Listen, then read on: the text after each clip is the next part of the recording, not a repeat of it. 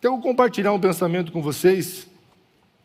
A última vez que eu estive aqui, eu trouxe um pensamento debaixo do título Herança dos Filhos.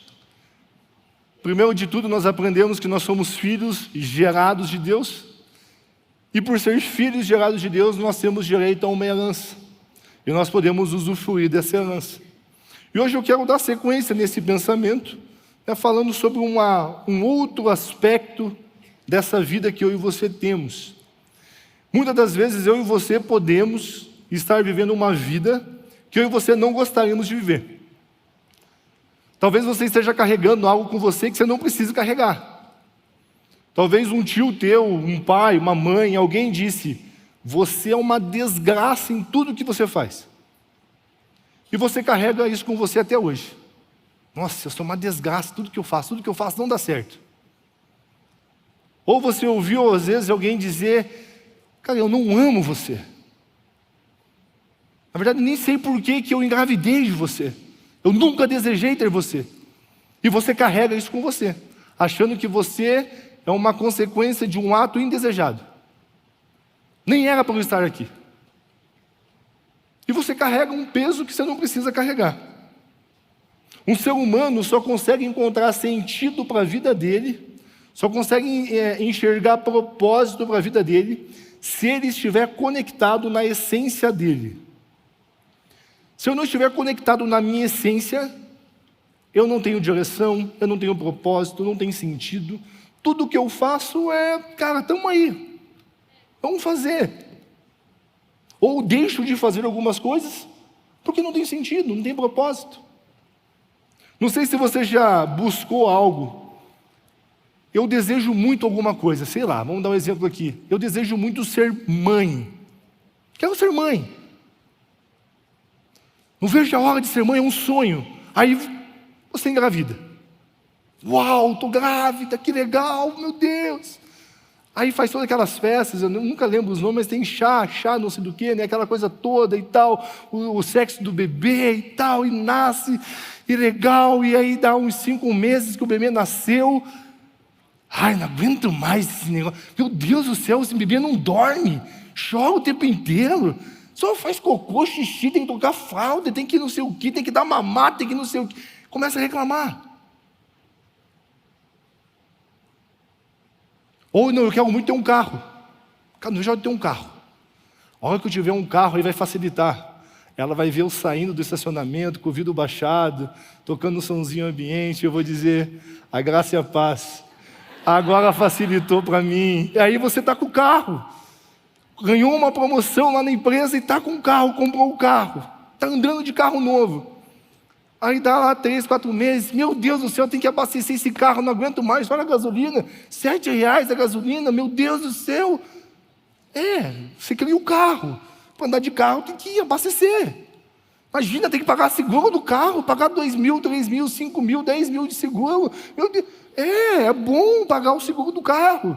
Tem alguém que não sabe dirigir tão bem quanto você e você vai precisar usar esse seguro.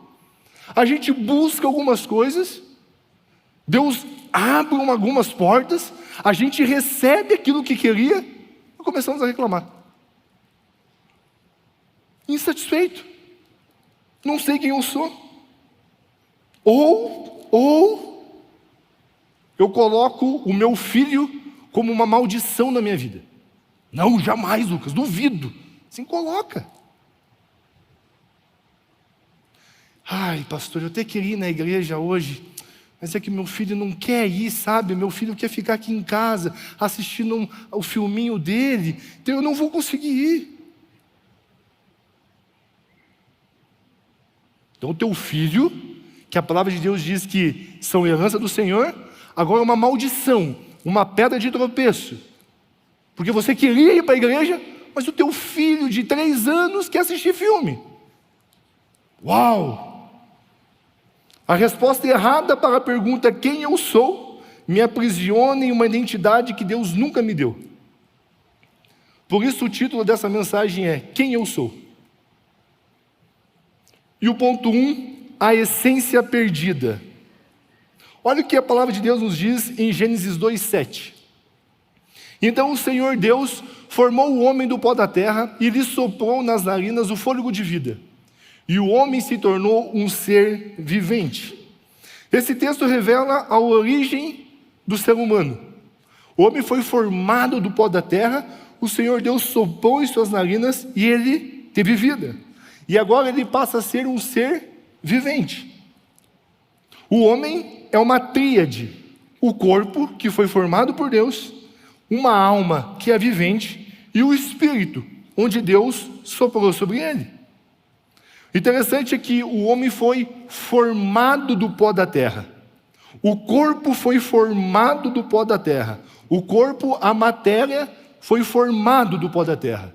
O que você está tocando em você, quando você passa a sua maquiagem, seca o cabelo, quando você coloca o seu relógio, o seu Apple Watch, quando você coloca a sua pulseira, ali, esse corpo, a matéria, isso foi formado do pó da terra. Deus formou o homem do pó da terra. Deus não criou o homem do pó da terra. Você não foi criado do pó da terra, você foi formado do pó da terra. E são coisas bem diferentes, ser formado e ser criado. Formar vem de dar estrutura a algo existente. Existia a terra e Deus formou um boneco de terra. Formar vem de dar estrutura a algo existente. Criar vem de trazer à existência aquilo que ainda não é. Não existe que aquilo passou a existir. Você já disse aquela frase? Meu Deus, do nada aconteceu isso. Isso é criar. Do nada surgiu algo. A palavra formar no hebraico, yatsar, significa moldar, dar forma, estruturar algo que já existe. Agora a palavra criar, bará, significa trazer à existência aquilo que não existia antes. E essa palavra criar vem da originalidade de quem está criando. A pessoa que está criando algo original. Não é uma cópia, não é uma imitação, porque aquilo ainda não existe. O espírito do homem não foi formado, o espírito do homem foi criado. E eu sei que você já fez Fatema e você sabe disso. As 3 bolinhas: espírito, alma e corpo. Você não é esse pedaço de matéria, de corpo que você está tocando, você é um espírito. Deus trouxe à existência aquilo que não existia, baseado na essência de quem Ele é. Ele imaginou, Ele desejou e Ele criou você. Você foi criado da imaginação de Deus. Deus imaginou você, Ele desejou você e Ele disse: eu vou criar algo que é original, algo que é verdadeiro, algo que é autêntico. Não existe ninguém igual a você. Lucas, me dá um texto. Eclesiastes 12:7, olha o que diz: e o pó volte à terra de onde veio, e o espírito volte a Deus que o deu. Você está nesse mundo, por mais que o teu pai tenha sonhado com você, você só está nesse mundo porque Deus deu você a esse mundo. Se Deus não tivesse dado, você não estaria aqui. A sua vida é um presente de Deus. Olha o que diz em Atos 17:28. Pois nele vivemos, nele quem? Em Jesus, Cristo Jesus. Pois nele vivemos, nos movemos e existimos. Eu e você não existimos por causa da terra. Eu e você existimos porque o Espírito que Deus criou, que está em Jesus, me faz viver essa vida, me faz me mover, me faz existir. Como alguns dos poetas de vocês disseram, porque dele também somos geração. Ou seja, você é um espírito e você foi criado pela imaginação de Deus. Deus desejou criar você. Você não é então esse pedaço de corpo, você é um espírito. Tudo isso é muito bom, tudo isso é perfeito. Eu e você conhecemos toda essa história. Eu vou chovendo molhado, mas é importante passar por isso. E aí tem a queda, o homem peca. O homem toma uma decisão que Deus não gostaria que ele tivesse tomado, mas ele tomou essa decisão. Olha o que diz em Gênesis 3:8. Ao ouvirem a voz do Senhor Deus, que andava no jardim, quando soprava o vento suave da tarde, o homem e a sua mulher se esconderam. Se esconderam de quem? Da presença do Senhor.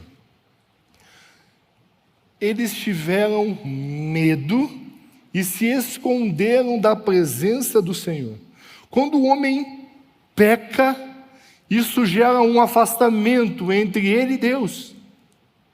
Há um rompimento na comunhão. O homem fica com medo e a primeira coisa que ele faz é se afastar da presença de Deus. E isso gerou morte sobre a vida dele. E a morte que o pecado gerou não é apenas uma morte biológica, mas é também uma morte espiritual, uma separação da fonte, uma desconexão da presença. Nesse momento, a identidade do homem foi apagada.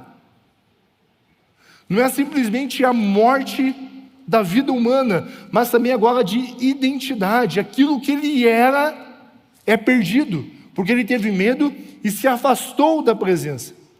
A presença criou ele, e agora ele se afasta da presença. Ou seja, além da morte biológica, ele tem uma morte de identidade. Qual que são as consequências do homem se afastar da presença?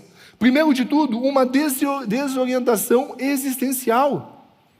Nos termos de hoje, uma crise de identidade. O homem se esconde, ele fica com medo. E aqui nós vemos pessoas que vivem com crise de identidade, busca de aprovação, autossabotagem. Muitas das vezes eu e você nos autossabotamos. Eu estou caminhando com uma mulher de Deus, ela é linda, uma família, uma bênção, eu posso casar com ela. Mas eu não mereço isso. Lá atrás eu fiquei com umas 55 mulheres e agora eu não mereço ter essa mulher na minha vida. Eu me autossaboto, eu não me coloco numa posição de quem é filho de Deus, que foi criado por Deus, que pode viver tudo que é bom, agradável e perfeito. Porque eu tive medo e me afastei da presença, eu me autossaboto. Eu não mereço esse emprego, eu não mereço essa promoção. Ansiedade, insegurança. Como será o meu futuro? O que vai acontecer comigo se eu fizer isso? Se eu não fizer, o que pode acontecer? Eu vi uma vida de insegurança, de instabilidade, depressivo, angustiado, porque eu tive medo e me afastei da presença. Outra consequência, compensação emocional. Todo fim de tarde o homem se relacionava com Deus. E quando ele teve medo e se afasta da presença, esse relacionamento também é perdido. Nos nossos dias, como que a gente aplica isso? Espiritualidade sem comunhão. Eu já vivi isso, não sei você. Cara, vim para a igreja, falo que sou crente, mas não gasto 5 minutos do meu dia falando com Deus. Eu não consigo dobrar o meu joelho no meu quarto e falar com Deus por 5 minutos. Não tenho vocabulário, não tenho palavras. E aí, apacentador, durante a semana você tem que orar, citar o nome das suas ovelhas e suas orações. Deus confiou aquilo que Ele criou em suas mãos. Quer ver isso crescer, quer ver isso frutificar? Eu tenho que regar. Você quer ver a sua vida crescer, frutificar, florescer? Ei, regue.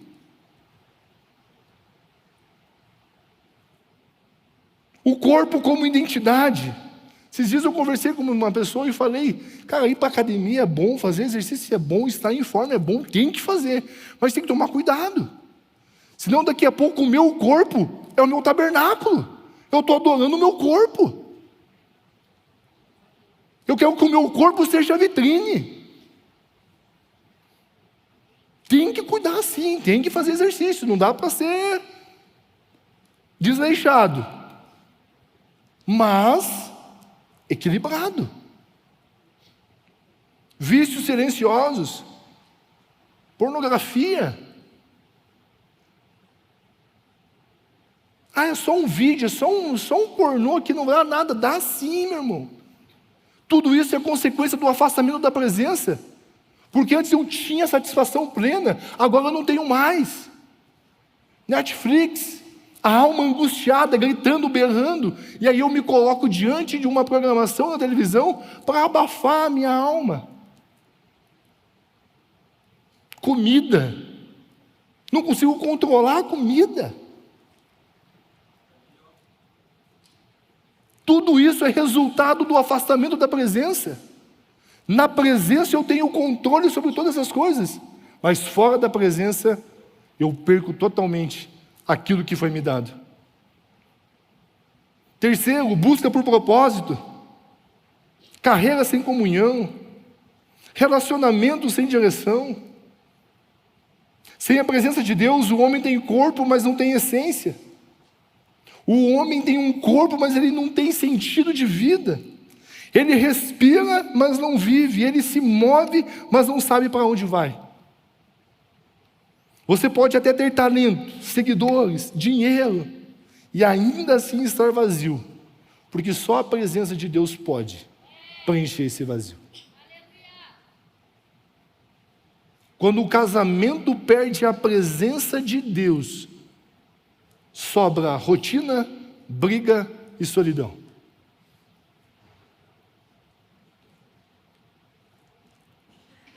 Tudo isso que eu estou falando você já sabe, você já conhece.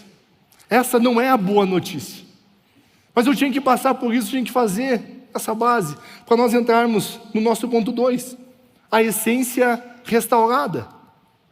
Olha o que a palavra de Deus nos diz em João 1,14.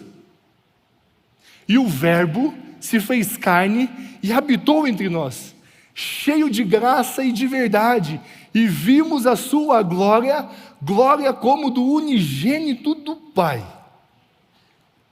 E o Verbo se fez carne e habitou entre nós. A palavra habitou aqui, você já aprendeu isso, significa que ele tabernaculou em nosso meio. Para os alunos da FATEM, o tabernáculo de Moisés é esse exemplo, é isso que o texto está nos ensinando. O termo habitou significa que a presença de Deus está entre nós. A palavra habitou é como se fosse armar uma tenda. É como se Deus tivesse descido, armado uma tenda em nosso meio, e agora Ele está dizendo, eu estou aqui. Ou seja, João está dizendo, o Verbo, Jesus, armou sua tenda entre nós, como a presença de Deus fazia no deserto. O tabernáculo de Moisés era o lugar onde a glória de Deus habitava, as pessoas buscavam perdão, direção e comunhão, e somente o sacerdote podia entrar uma vez ao ano. Mas João está dizendo que o Verbo habitou no meio de nós. Ele está dizendo que agora a presença não está mais numa tenda de pano no deserto, mas a presença está agora em nós, viva em nós. Antes estava aqui nesse meio, numa tenda, e uma vez ao ano uma pessoa entrava. Mas agora o Verbo se fez carne e habitou em nós. Deus desceu com a sua tenda, colocou no seu coração, e Ele está dizendo agora a glória, o perdão, a direção, o propósito, o sentido da sua vida está em você, porque eu estou em você. Você consegue imaginar que você é uma potência? Deus habitou em você, montou tenda em você, Ele não vai sair mais de você. Olha o que diz em João 14, 23. Jesus respondeu, se alguém me ama, você ama Jesus? Guardará a minha palavra, vocês guardam a palavra dele? E o meu Pai o amará, e viremos para ele e faremos nele paz. É por isso que eu acordo pela manhã, cara, faceiro. Pode vir o que for, pá, sai fora. Não tem. Essa semana nós vimos uma aula na FATEM ali, e no final fizeram uma pergunta lá. Esse meu irmão não tem demônio, capeta, não, cara, não tem chefe, não tem empresa, não existe nada que você não possa fazer. Não existe lugar que você não possa ir. Essa semana eu vi uma frase do Rômulo e eu gostei. Ele fala assim: não existe lugar no mundo que eu não vou, que não é meu por herança. Não existe lugar que você pense que não é seu. Deus habitou em você. A vida dele está em você. A glória, a Shekinah de Deus está em você. Aonde você chega, as trevas saem na hora. Elas sentem o seu perfume. Elas conseguem sentir que você está chegando naquele lugar. Você não é o que alguém disse para você um dia. Não carregue esse peso com você. Não queira permanecer nessa vida de depressão, de ansiedade, de insegurança. Isso não é você, essa não é a sua vida. A sua vida é Deus habitou em você. Moisés, ele entendia sobre a presença de Deus. Moisés compreendia o peso da presença de Deus. A ponto dele dizer que ele não queria sair de um lugar se a presença de Deus não acompanhasse ele. Olha o que diz em Êxodo 33, 14 e 15. Deus respondeu: a minha presença irá com você, e eu lhe darei descanso. Então Moisés disse: se a tua presença não for comigo, não nos faça sair deste lugar. Primeiro, o descanso que eu e você buscamos só está em um lugar: na presença. O texto é claro. Quer uma vida de descanso? Não fique afastado. Volte para a sua essência. Volte para aquele que te criou. Volte para o descanso. Deus diz que na presença tem descanso, fora da presença é cansativo, é exaustivo. A graça de Deus em Cristo não apenas nos perdoa, mas nos reconecta à essência. O Espírito vem habitar e a vida volta a fluir. Tudo isso por causa da obra consumada de Cristo Jesus. Deus fez tudo perfeito, o homem se afasta, peca. Deus ama o mundo de tal maneira que envia Jesus. E agora em Jesus, eu e você fomos reconectados novamente a essa presença, a essa essência. A Bíblia diz: o véu do templo se rasgou. E agora eu posso entrar no Santo dos Santos, eu tenho comunhão com Ele. Só que no nosso dia a dia, muitas das vezes, eu e você podemos abrir mão novamente dessa presença. Eu posso tomar decisões dizendo: eu não quero que a presença me acompanhe. Jesus, até aqui você pode vir, mas aqui pode deixar comigo, aqui eu domino. Aqui é a minha área de formação, aqui eu sei como fazer dar certo. Olha, até aqui no meu relacionamento você pode entrar, aqui deixa comigo. Olha, até aqui na educação dos meus filhos, deixa comigo, eu sei como faz. Em Jesus nós temos novamente a reconexão com a nossa essência. Só que agora, na graça, eu tenho o livre-arbítrio. Eu posso dizer: eu quero ou não quero. 2 Coríntios 5,17 nos ensina que, se alguém está em Cristo, é nova criatura. As coisas antigas já passaram, eis que se fizeram novas. Ou seja, em Jesus nós temos a nossa nova identidade. Lá no Éden, com o pecado, nós perdemos a nossa identidade. Mas agora em Cristo Jesus, todas as coisas se fizeram novas, eu sou uma nova criação. Eu tenho uma nova identidade.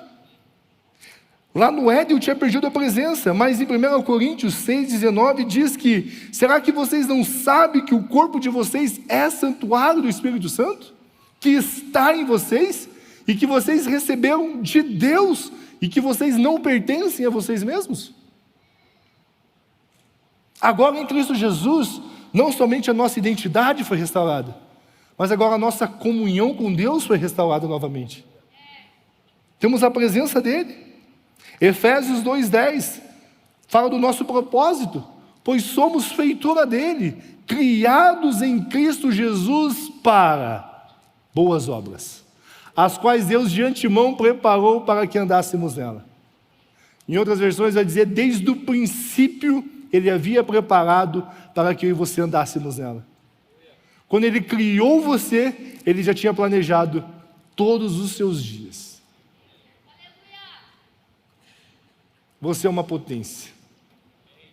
O meu desejo, a minha oração é que você saia hoje desse lugar aqui com a consciência, com a certeza que não existe nada que você não possa fazer.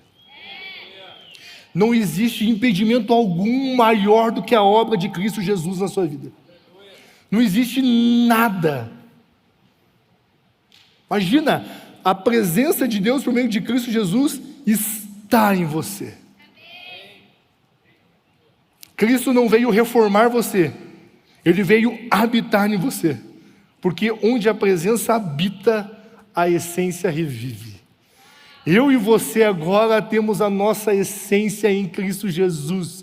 Por causa de Cristo Jesus, nós temos comunhão com Deus Pai, e agora nós podemos entrar em Sua presença, nos relacionar com Ele, ter comunhão com Ele, ouvir a voz dEle, daquilo que Ele tem preparado para mim e você.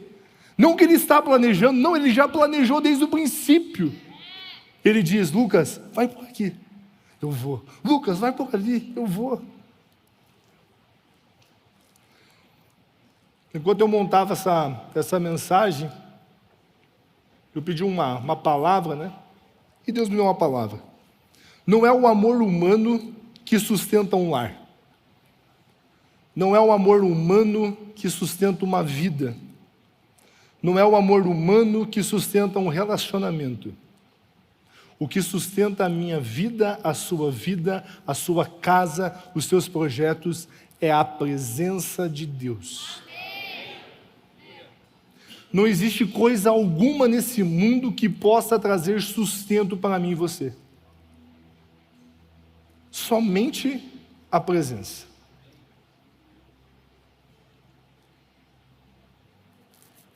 Quando eu montava essa mensagem, eu me via o Lucas dos 9 anos de idade, 10 anos de idade, coração puro, genuíno.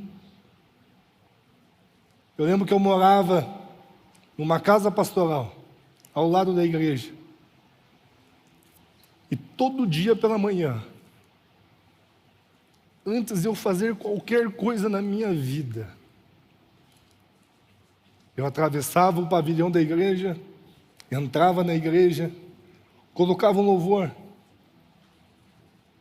dobrava meu joelho, falava com Deus, fazia um devocional, ia fazer o que tinha que fazer.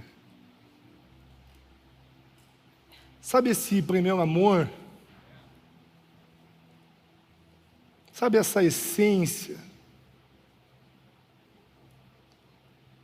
Sabe ter prazer de estar na presença daquele que me criou? Sabe deixar o celular de lado e, cara, eu estou aqui na presença.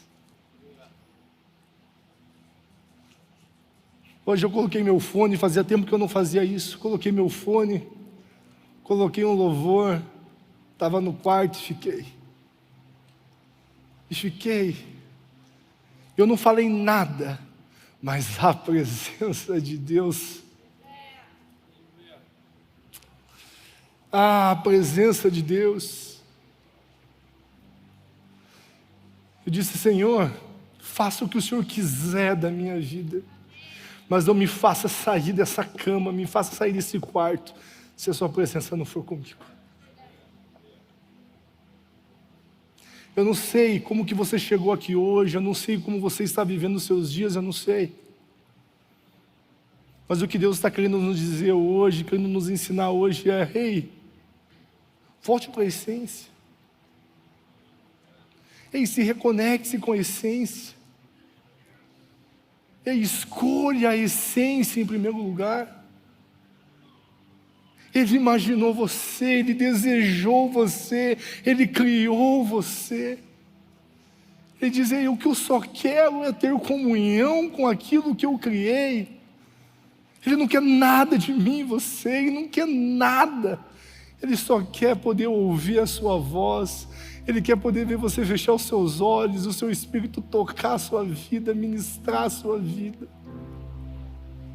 Ele quer se revelar a você. Ele só quer isso. Não ache que Deus está querendo que você saia fazendo um monte de coisas. Não, não, não, não. Entre fazer e ser, Deus sempre vai escolher que você seja um filho amado dele.